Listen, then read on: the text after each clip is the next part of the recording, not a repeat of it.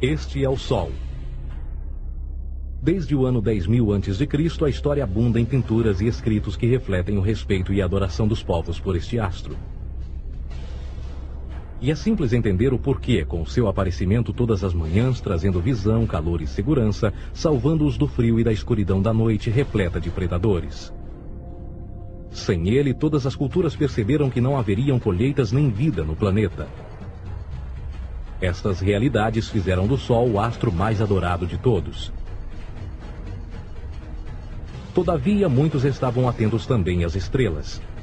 As estrelas formavam padrões que lhes permitiam reconhecer e antecipar eventos que ocorrem de tempos em tempos, tais como eclipses e luas cheias. Eles catalogaram grupos celestiais daquilo que conhecemos hoje como constelações. Esta é a Cruz do Zodíaco, uma das mais antigas imagens na história da humanidade. Ela representa o trajeto do Sol através das 12 maiores constelações no decorrer de um ano.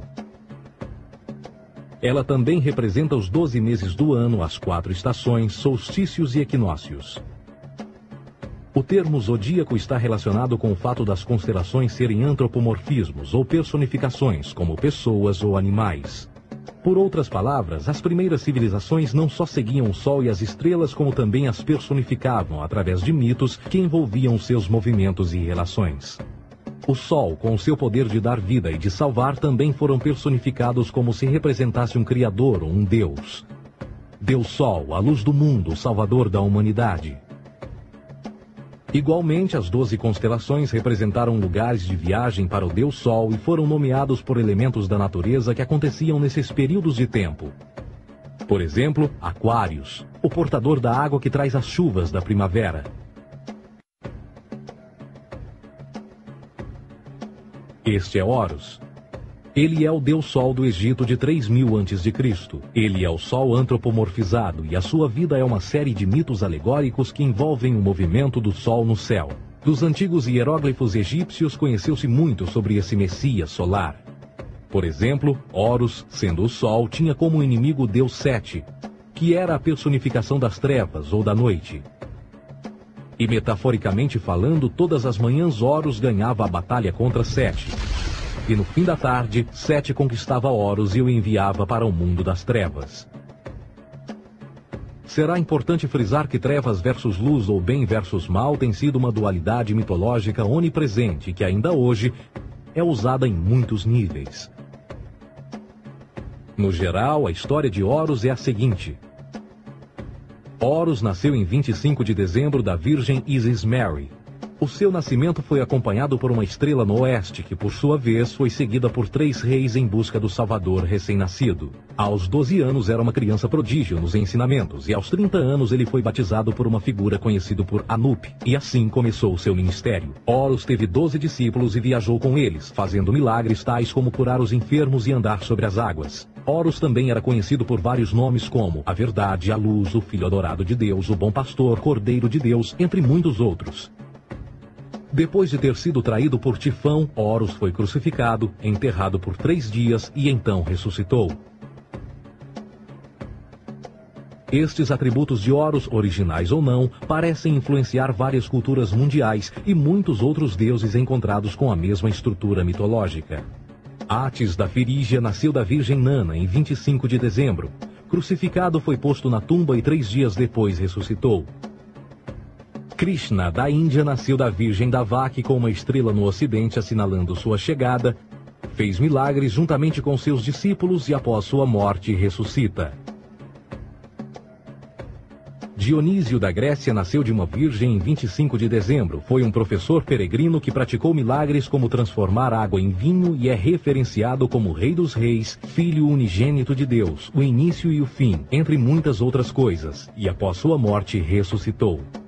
Mitra da Pérsia nasceu de uma virgem em 25 de dezembro. Ele teve 12 discípulos e fazia milagres. E após sua morte foi enterrado por 3 dias e então ressuscitou. Ele também foi chamado de a Verdade, a Luz, entre outros. Curiosamente, o dia sagrado de adoração a Mitra era um domingo. O que importa salientar é que existiram inúmeros salvadores em diferentes períodos em diversos lugares da Terra que preenchem essas mesmas características.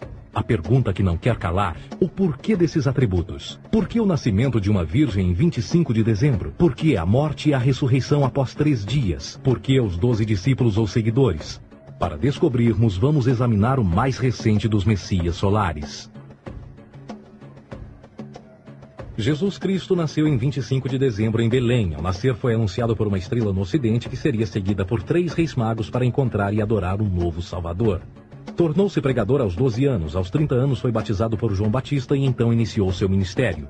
Jesus teve 12 discípulos que viajaram com ele praticando milagres como curar doentes, andar sobre a água, ressuscitar mortos. Ele também é conhecido como Rei dos Reis, o Filho de Deus, a luz do mundo, o início e o fim, o Cordeiro de Deus, entre muitos outros. Depois de ter sido traído por seu discípulo Judas por 30 moedas de prata, ele foi crucificado, posto em uma tumba e após 3 dias ele ressuscitou e ascendeu aos céus. Em primeiro lugar, a sequência do nascimento é completamente astrológica. A estrela no ocidente é Sírius, a mais brilhante do céu noturno, que a cada 24 de dezembro se alinha com outras 3 estrelas brilhantes no cinturão de Órion. Essas 3 estrelas brilhantes são chamadas hoje, como eram na antiguidade, 3 reis, 3 Marias no Brasil e Portugal. Os 3 reis e a estrela mais brilhante, Sírius, todas apontam para o nascer do Sol em 25 de dezembro. Esta é a razão pela qual os 3 reis seguem a estrela a oeste em uma ordem que apontam ao amanhecer. O nascimento do Sol.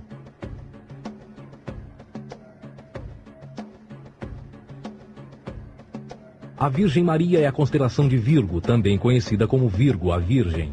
Virgo em latim significa virgem. Virgo também é conhecida como a Casa do Pão. E a representação de Virgo é uma virgem segurando um feixe de espigas de trigo. Esta Casa do Pão e o seu símbolo das espigas de trigo representa agosto e setembro, a época das colheitas. Por sua vez, Belém é a tradução ao pé da letra de a Casa do Pão. Belém também é a referência à constelação de Virgem, um lugar no céu, não na terra. Existe outro fenômeno muito interessante que ocorre em 25 de dezembro, é o solstício de inverno. Do solstício de verão ao solstício de inverno, os dias se tornam mais curtos e frios. Da perspectiva de quem está no hemisfério norte, o sol parece se mover para o sul, ficar menor e mais fraco. O encurtamento dos dias e o fim das colheitas conforme se aproxima o solstício de inverno, simbolizando o processo de morte. Era a morte do Sol.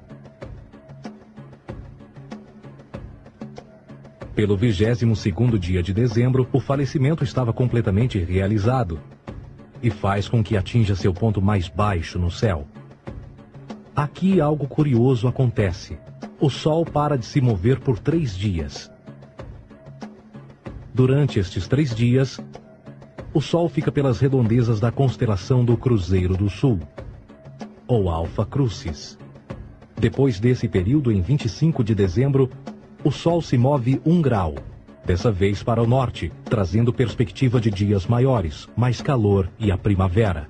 E assim se diz: o Sol morreu na cruz, ficou morto por 3 dias, apenas para ressuscitar ou nascer mais uma vez. Esta é a razão pela qual Jesus e muitos outros deuses solares compartilham da ideia de crucificação, morte por 3 dias e o conceito da ressurreição. É o período de transição do Sol antes de mudar para a direção contrária no hemisfério norte, trazendo a primavera e assim a salvação. Todavia, eles não celebram a ressurreição do Sol até o equinócio da primavera, ou Páscoa. Isto é porque no equinócio da primavera o Sol domina oficialmente o mal, as trevas, assim como o período diurno se torna maior que o noturno. E o revitalizar da vida na primavera emerge. Agora, provavelmente, a analogia mais óbvia de todas neste simbolismo astrológico são os 12 discípulos de Jesus. Eles são simplesmente as 12 constelações do zodíaco com que Jesus, sendo o Sol, viaja. De fato, o número 12 está sempre presente ao longo da Bíblia.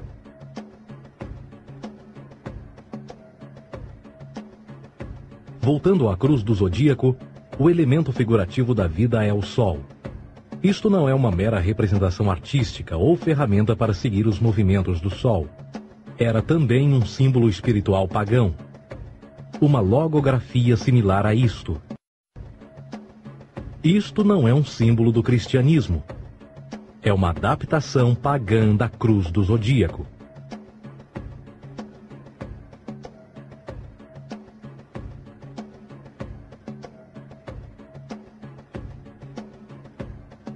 Esta é a razão pela qual Jesus, nas primeiras representações, era sempre mostrado com a sua cabeça na cruz. Jesus é o Sol, Filho de Deus, a luz do mundo. O Salvador a erguer-se, que renascerá, assim como o sol faz todas as manhãs. A glória de Deus que defende contra a força das trevas. Assim como renasce a cada manhã, e que pode ser visto através das nuvens, lá em cima nos céus, com a sua coroa de espinhos ou os raios de sol.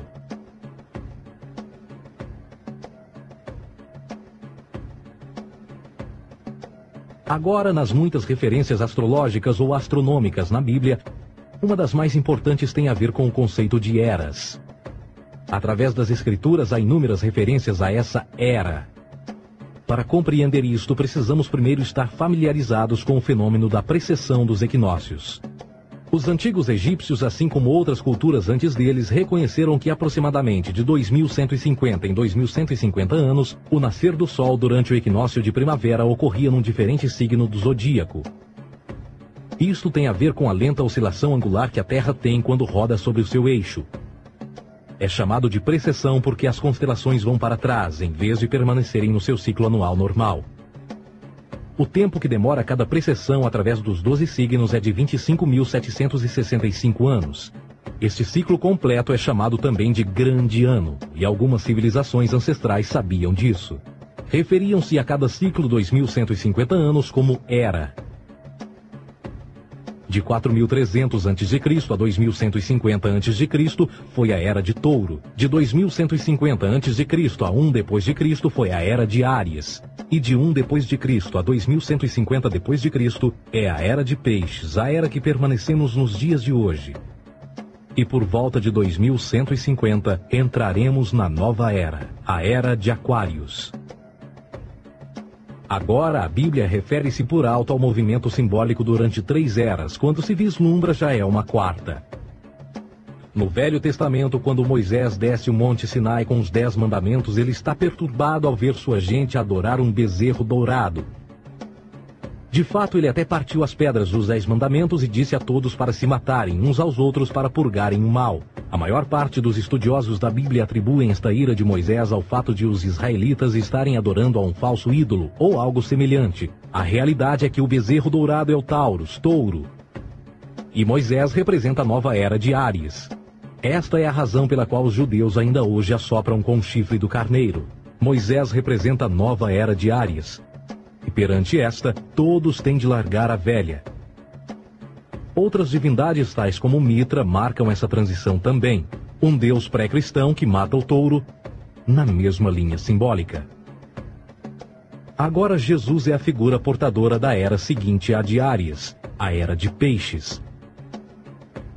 O simbolismo de peixes é abundante no Novo Testamento, assim como Jesus alimenta 5.000 pessoas com pão e 2 peixes.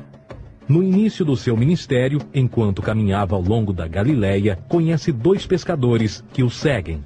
Agora reflita se voltar a ver um adesivo em formato de peixe escrito Jesus na traseira dos carros. Poucos sabem o que aquilo no fundo representa. É um simbolismo astrológico pagão para o reinado do Sol durante a Era de Peixes. Jesus assumiu também que a data do seu nascimento é também a data do início desta era.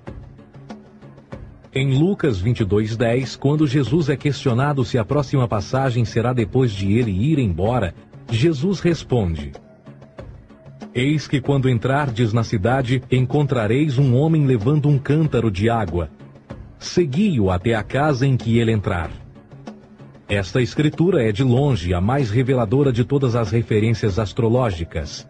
O homem que leva um cântaro de água é Aquários, o portador de água, que é sempre representado com um homem despejando uma porção de água. Ele representa a era depois de Peixes, e quando o Sol, Filho de Deus, sair da era de Peixes, Jesus, entrará na casa de Aquários, e Aquário é antes de Peixes na precessão dos equinócios. Tudo o que Jesus diz é que depois da era de peixes chegará a era de aquário.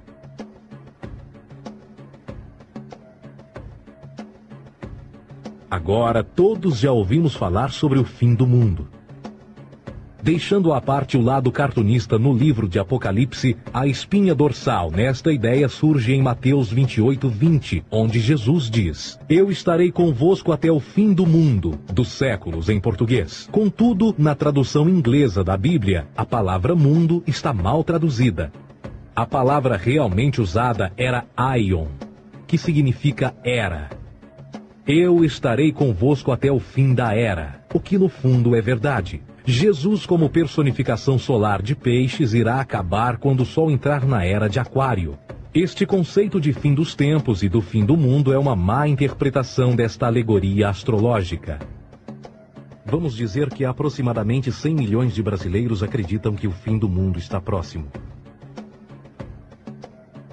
Além disso, o personagem de Jesus, literalmente e astrologicamente um híbrido, só demonstra o quão plágio do deus Sol Horus do Egito, Jesus é. Por exemplo, inscrito há 3.500 anos atrás, nas paredes do templo de Luxor, no Egito, estão imagens da Enunciação, da Imaculada Concepção, do nascimento e da adoração a Horus. As imagens começam com o anúncio à Virgem Ísis de que ela irá gerar Horus, que Nefe, o Espírito Santo, irá engravidar a Virgem, e depois o parto e a adoração, e que é não mais do que o milagre da concepção de Jesus. Na verdade, as semelhanças entre Horus e Jesus são flagrantes.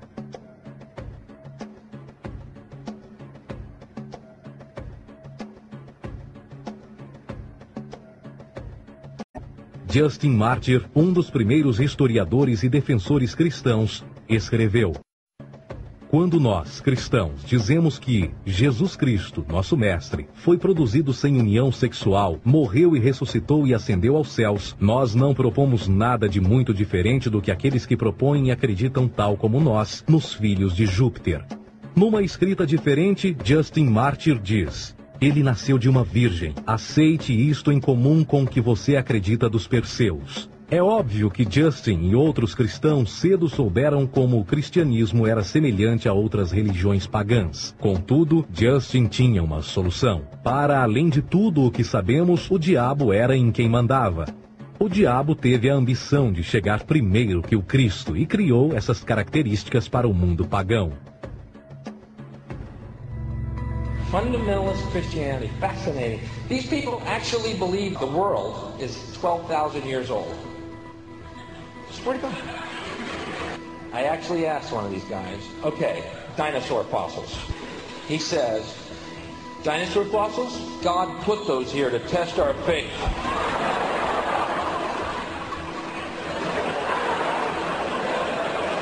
I think God put you here to test my faith, dude. A Bíblia não é nada mais do que um híbrido literário astroteológico, tal como todos os mitos religiosos que os antecederam. De fato, o aspecto da transferência de atributos e umas personagens para as outras é facilmente reconhecida no próprio livro em si. No Antigo Testamento há a história de José. José era um protótipo de Jesus. José nasceu de um milagre, Jesus nasceu de um milagre. José tinha 12 irmãos, Jesus tinha 12 discípulos. José foi vendido por 20 pratas, Jesus foi vendido por 30 pratas. Irmão Judá sugere a venda de José. O discípulo Judas sugere a venda de Jesus. José começa os seus trabalhos aos 30, Jesus começa aos 30 também. Os paralelismos continuam. Além disso, haverá algum registro não bíblico da existência de mais alguém chamado Jesus, filho de Maria, que viajou com 12 seguidores e curou pessoas? Existiram muitos historiadores que viveram no Mediterrâneo durante esse mesmo período e até mesmo após a presumível morte de Jesus. Quantos desses historiadores fizeram relatos sobre a sua figura? Nenhum. Porém, para sermos justos, não significa que os defensores da existência de Jesus nunca tenham reclamado o contrário. São particularmente 4 referidos como pioneiros sobre a teoria da existência de Jesus: Plínio o Jovem, Suetônio e Tácito. Cada uma das suas máximas consiste apenas em algumas frases em que, na melhor das hipóteses, se refere a Christus ou Cristo, e que na realidade não é um nome, mas sim uma titulação. A 4ª fonte é Joséfo, cujos documentos ficou provado terem sido falsificados séculos atrás e, para infortúnio da humanidade, por muitos ainda visto como verdadeiros.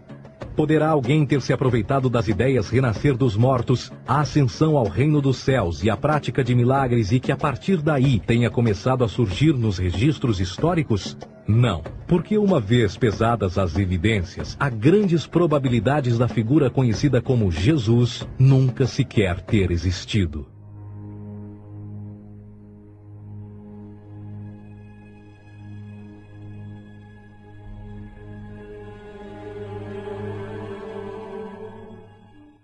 We don't want to be unkind, but we want to be factual.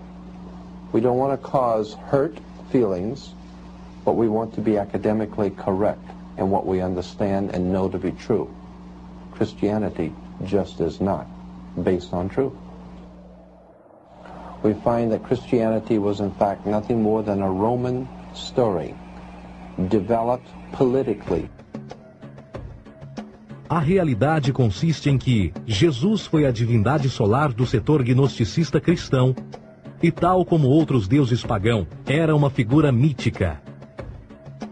Foi sempre o poder político que procurou monopolizar a figura de Jesus para controle social. Por volta de 325 d.C., em Roma, o imperador Constantino reuniu o Concílio Ecumênico de Niceia e foi durante esta reunião que as doutrinas políticas com motivação cristã foram estabelecidas e assim começou uma longa história de derramamento de sangue e fraude espiritual. E nos 1600 anos que se seguiram, o Vaticano dominou politicamente e com mão de ferro toda a Europa, conduzindo-a a um período de obscurantismo, onde o conhecimento era apenas um privilégio da Igreja, as Cruzadas e a Santa Inquisição. O cristianismo, bem como todas as crenças teístas, são a fraude desta era. Serviu para afastar os seres humanos do seu meio natural e da mesma maneira uns dos outros. Sustenta a submissão cega do ser humano à autoridade. Reduz a responsabilidade humana sob a premissa de que Deus controla tudo e que, por sua vez, os crimes mais terríveis podem ser justificados em nome da perseguição divina. E o mais importante, dá o poder àqueles que sabem a verdade e usam o mito para manipular e controlar sociedades. O mito religioso é o mais poderoso dispositivo já criado e serve como base psicológica para que outros mitos floresçam ou justifiquem.